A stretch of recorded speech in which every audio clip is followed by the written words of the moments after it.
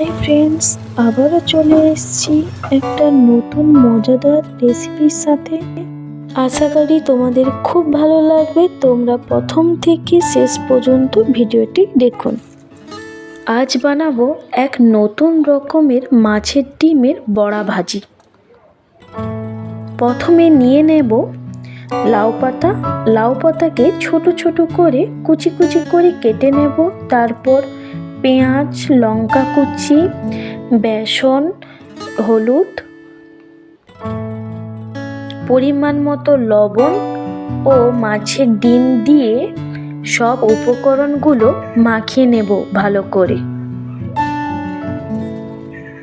ভালো করে মাখানো হয়ে গেলে তার সাথে 1 চামচ জিরে গুঁড়ো ও লঙ্কা গুঁড়ো দিয়ে আবার ভালো করে মাখিয়ে নেব।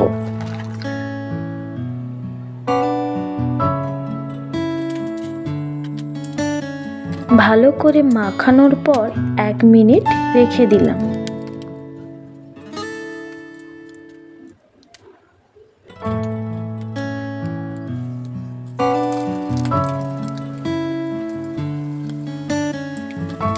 এরপর কড়াইতে তেল গরম হয়ে গেলে ছোট ছোট করে উল্টে পাল্টিয়ে ভালো করে ভেজে নেব।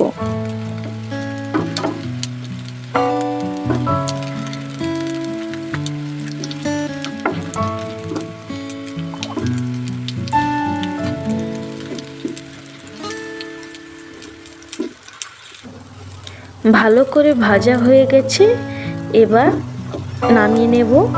সত্যি বলতে এই লাউ পাতা দিয়ে মাছের ডিমের বড়া আর সঙ্গে গরম ভাত খেতে কিন্তু খুব ভালো লাগবে। আপনারা একবার হলেও বাড়িতে ট্রাই করুন।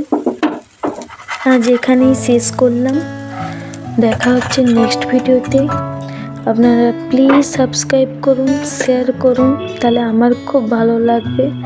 আবার নতুন নতুন রেসিপি আপনাদের সাথে শেয়ার করব।